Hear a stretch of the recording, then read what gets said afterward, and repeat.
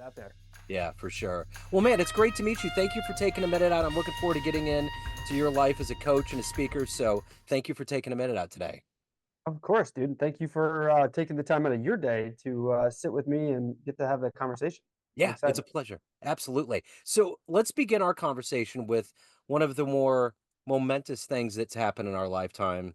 And 4 years ago, this pandemic was raging. No one knew how we were going to get out of it, when we were going to get out of it. But ultimately, now with 2020 being at our benefit, how did you survive that time period? And how did it change the way that you do things now? Well, I think like a lot of other people, it was the whole pushing everybody to get online, being more virtual, trying to find different ways to stay connected, and especially when everyone had to be so distant and it was difficult. The small adjustments of getting online and being more present socially and figuring out those ways led the way to my online coaching. And that's predominantly what I'm doing now. That helped me shift because I was doing a lot of fitness, strength and conditioning, and nutrition coaching. And with the Zoom and all those other avenues kind of blowing up, I jumped on that. It's doing small group training. I was still doing fitness things via Zoom. Then that kind of helped me shine the light on kind of branching into other things. And now that's where my performance coaching, life coaching kind of started to like develop and grow. And now it's like pretty much online all the time when I'm not still doing in person things. Yeah. So let's get to the heart and soul of what you do on a daily basis here in 2024. I'm going to put you in front of a bunch of third graders. It's career day. And one of the kids says, "Hey, what do you do for a living?" How do you answer that child? Well, I'll tell them I do a couple different things. I'm a coach, and as a coach, I help other individuals get to where they want to go. So, working different worlds, different industries. So, some people are trying to get in better shape. Some people are trying to eat a little bit better. Some people are just practicing trying to have better habits so that they can become just generally better individuals. I would tell the younger kids there that I specifically work with other people who are like business owners or entrepreneurs or job creators, helping them get off the hamster wheel of life and kind of level up to the next stage that they're in. So when you were in the third grade, what was your dream? What did you want to be when you grew up? I'm not too sure. Third grade was a interesting year for me. I had previously been moving around a couple different school districts for like first kindergarten, first, second, and then third. Parents had gotten divorced, so moving from Pennsylvania up to upstate New York, struggling to find a lot of friends. So I don't really know what I was thinking about becoming. I just knew that um, like video games and being to myself was what I was doing. But thanks to a friend of mine who his father was our youth football coach, and he got me into playing some sports, and I was pretty terrible at that. Showing up to football practice first day wearing jeans, and I found a couple of things out. I found out you can't wear jeans to football practice, and I found out that I need to probably start to do a little bit more stretching and taking care of myself. And at a young age in third grade, it was to me that was I'm here all by myself. I not really have many friends, but I do see the cooler kids.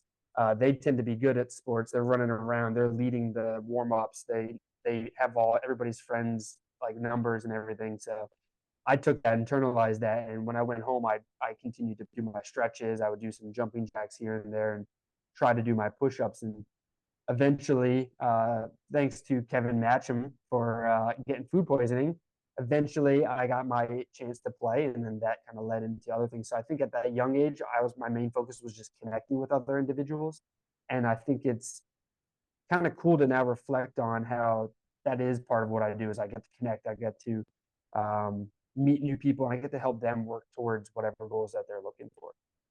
So what was your professional evolution, your kind of your timeline into becoming a coach? How did all of your work in the business world begin, and how did it evolve to the point where you were like, I'm going to be a coach. This is my destiny.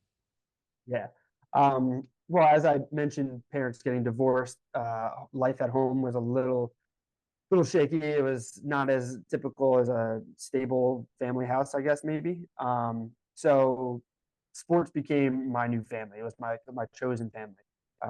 From that first day of Pop Warner football practice, where I was totally out of my element, to eventually taking exercise and a little bit more seriously, helped me kind of develop a little bit more taste for athletics, different sports and things like that. And then as I continued to play more, that led to more playing time, which then led to more attention from everybody on the team, which then led to more playing time.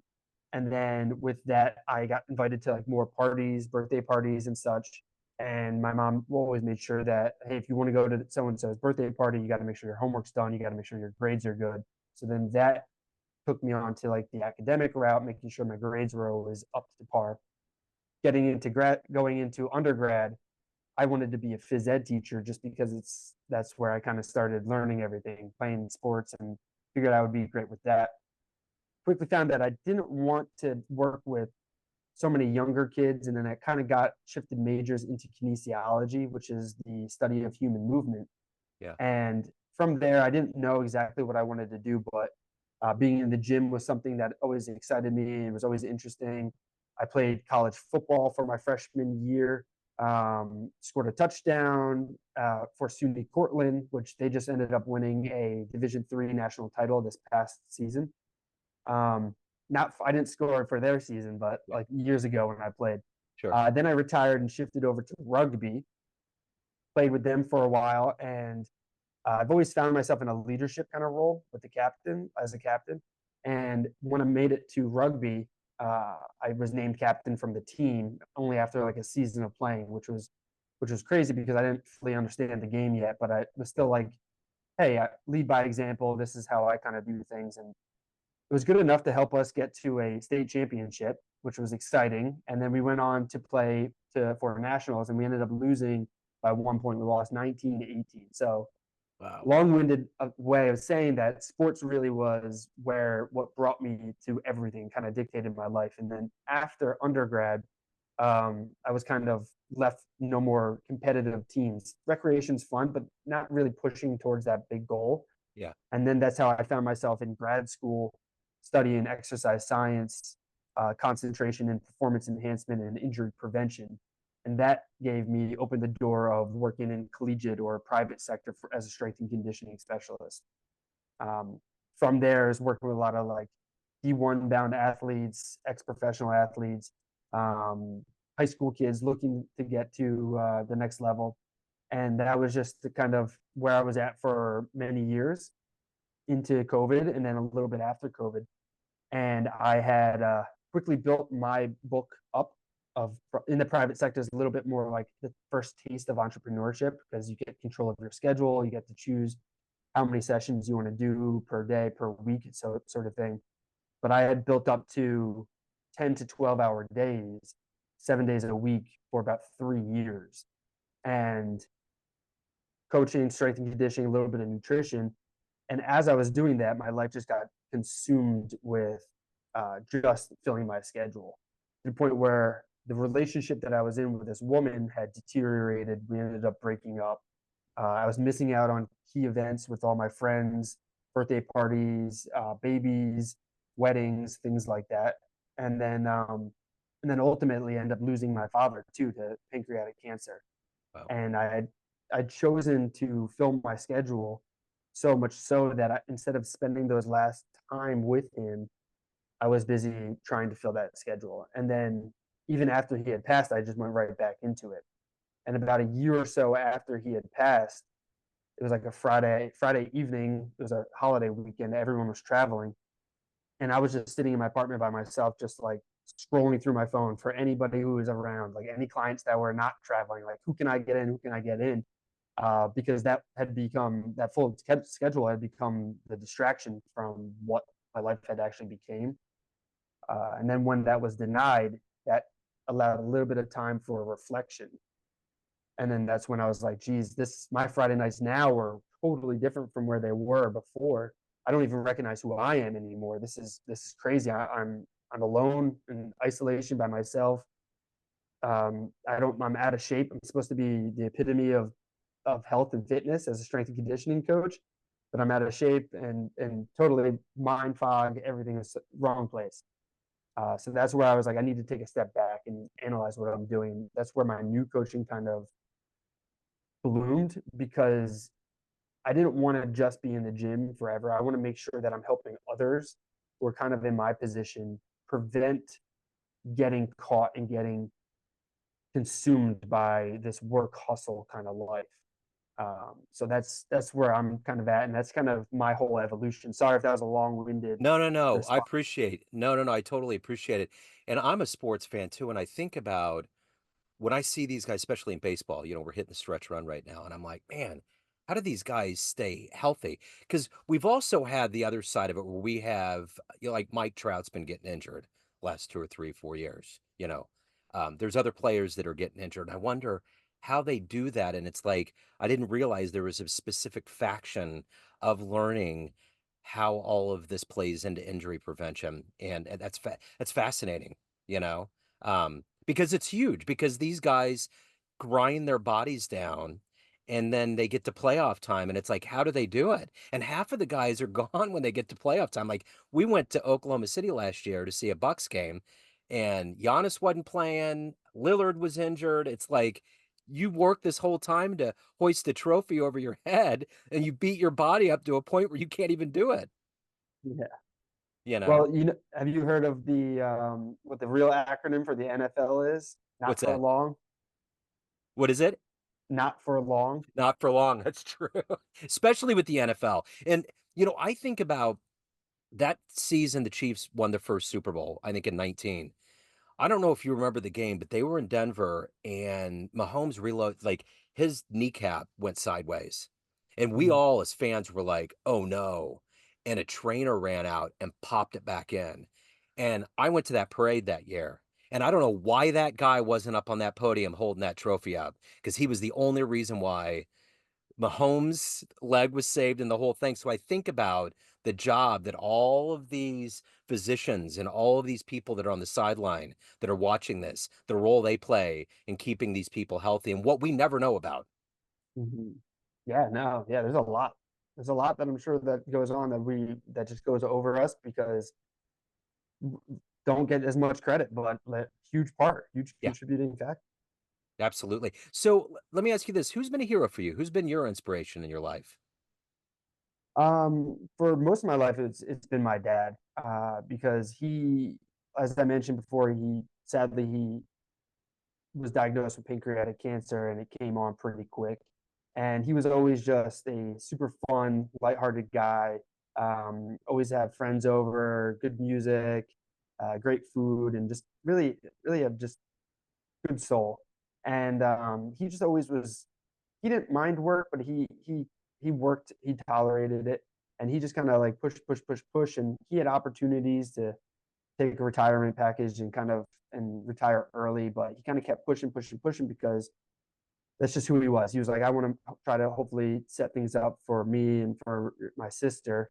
And then when this came on, it came on quick, and the way that his contract for employment was structured, I guess he never technically made it to that retirement. I guess because even though he had filed everything through, some things, just some issues, that he never got to taste that chilling out, finally kicking back kind of thing. And it was almost as if like 30, 35 years of work was just kind of went down the drain, because he worked so much to put so much stuff away, and my sister and I, we don't get to see any of that hard work in that aspect, and we didn't get to spend any of that extra time with him because he put a lot of his time towards the work.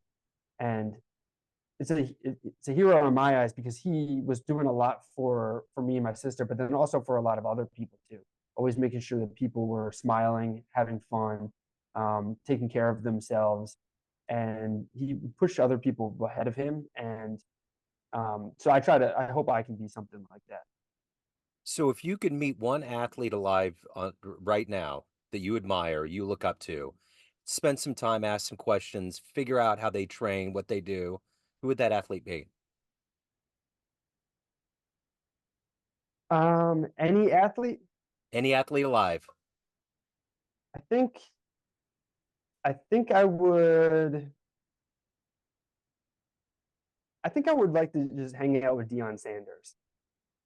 I think it would be Yeah. cool. I used to follow him a lot when I was younger, and now I was kind of getting into the hype with the Colorado and social media and stuff. But I think if I could hang out with him right now, I think that'd be pretty sweet. Get to kind of get in his head, kind of see his a little bit of his swagger, and just be around some greatness for a little while. You know, when I was growing up, when I was collecting cards, it was the big deal to get, one of his cards, whether it was baseball or football. And it's so weird to see that he's transformed into this totally different creature. Because it's weird because at that time, it was kind of like him and Bo Jackson. And, Bo Mhm. Jackson has Kansas City roots, and I used to watch him play. And, I talked to my son about him and all of that. But those two are totally different creatures now. Like, Bo came to town this summer and got inducted into our Hall of Fame. I think they retired his number, and he's doing all of these different charitable events, and it's weird how these guys have kind of become leaders in their own respects in very different ways. Yeah. So um so let me ask you this: what is the motivation for you every day to do this work that you do? You're obviously helping people, giving a lot of yourself, but you also have to hold back and evolve too, as a human and as a person. How do you find that balance? What's the gas in your tank every day? I think part of me, I'm a big adversity drive. So I like challenge. I like to, but it's got to be the appropriate amount of challenge. So I think taking on taking on new challenges that others are bringing is a way for me to kind of fill my challenge tank. Um, and I think I get excited with problem solving, and I get excited with connecting with new people because I really love the energy that I can like share and give, and then also receive from others who are motivated too. So I think my motivation getting up early, because I get up at like 3:50, 3:45 most days of the week, to be out of the door by 4:30, 4:45, and just getting around a lot of these other motivated individuals who are trying to push themselves pushes me too. And I think it's fun. I really enjoy it, and it's like a give and take of the whole problem solving, connecting, the energy, the new challenges, and I get excited from that, I guess. So once you graduated school and evolved past the athlete mentality and embrace coaching, what was the first client, the first moment, the first time that you saw the eyes of somebody that made you believe that you were doing the right thing, that you should be coaching, this was your lot in life? Well, before I dive into that, I want to just clear the air that I'm still in the athlete realm. Me No, and no, no, I'm not I'm saying that. I'm not, but what I'm saying is more this transition into coaching, I think, more than anything else. Oh yeah, yeah, yeah. I totally understand. I was just saying I'm still out there in the field rolling around with some of the guys. A lot of Yeah, the guys are 10 years younger than me, but I do my best to keep up with them on the rugby team. 100%. So, Yeah. but no, so I think for that, it really so the first time that I saw that was probably in high school. Um, I was a 4-year varsity captain for my wrestling team, and we had to write down our goals every season in the beginning of the season and hand them into our coach. And seeing somebody that was in the same grade as me, like, didn't know that I was going to be able to see some of these answers, but he wrote down that he was inspired and motivated by me and wanted to be more like me. And hearing that, or at least reading that from a peer, showed me that I'm doing some things right with my discipline and my training, and how I'm leading some of my other guys, and seeing that, and then that would motivate me to kind of make sure that I'm also pushing everybody a little bit harder, making sure that I'm leading from the front whenever possible, and and seeing them succeed also on the team, because wrestling is kind of a unique sport where it's very individualized, but then there's also that team component to it. So making sure that, like, pushing myself in the gym and pushing myself on the mat, and then pushing myself outside the gym too, to making sure that I'm fueling right, and everybody is in the right mindset and kind of sticking together as a team. That was kind of where I think I was like, okay, there's something here that I need to kind of continue with. Um, and then getting out of fast forward after grad school and such, working with a lot of younger kids and kind of seeing them because yeah, having a lot of like the all-star kids, they come in, they know they're good, they're going to be getting better and pushing themselves. But then also some of the kids who come in who are just kind of there to be a part of the team and don't necessarily have the same level of confidence as everybody else. But working with them and seeing them hit milestones with their own training and kind of shift that perspective of like, oh, okay, I got to compare myself to so and so over here to more of like, okay, how did I do compared to last month? And seeing them get that excitement and drive from beating their past numbers and building that confidence with themselves is really rewarding for me. What's the best advice you've ever gotten? Best advice, um, probably to slow down and look around, um, because I see that in different ways kind of showing up in a lot of different things that I'm doing. Uh, I'm really, as I continue to develop and grow as a coach myself and as a person myself, I begin to realize how it's so important to continue to work on my communication, whether that be like storytelling or just one to one or one to many kind of talking. But in order to continue to get better at different things, I need to have a certain level of self awareness and continue to look at where I'm currently at and compare it to where I'm trying to get to. And in order to do that, I need to slow down and take a minute or two to kind of reflect on where I'm currently at, where have I been, and where I'm kind of going. And life moves really fast, and I'm finding out day by day that it's only getting faster. And I'm trying my best to slow down whenever I can. So, of everything that you've done and accomplished and become in your life, what are you the proudest of? What am I the proudest of? I would say it's probably not it's not like the most glamorous one, but I think it's the building of my community of friends and connections and people because I take my gratitude pretty seriously, and when I'm going through and doing some reflection on stuff, I always tend to go back to just the friends that I have now, the clients that I interact with, just um, the people that I surround myself with, whether they're like in my coaching world or not. I just feel like I'm always around really great people. There are plenty of bad people that have probably come into my life, and over the years you kind of learn not necessarily bad, but not the right fit. Kind of you bring those people around you that need to be around you, and I feel really proud of the circle of individuals that I've got around me. So, Rob, at the end of the day, everyone has a perception of you family, friends, all of your clients, everyone that knows you, but you run the show. What's your perception of you? Who do you think you are? Um, it's very situational, because at heart I still feel like kind of like the little dweeby kind of like silly jokey, playful kind of kid that I was before I kind of got into the sports world and stuff. But then also I know when it's time to like work, I can turn it on and get serious and make sure that I know how to focus well. But for the most part, I like to just chill back, relax. Big Jimmy Buffett fan, so I like to kick back in the sun, some shades, some nice cool drink by my side, hanging out with some friends. So I think that's what I picture myself as mostly. So, final question. We get off this call, time machine pulls up. You could go back in time and see one sporting event, one game. Where are you going? One game, I think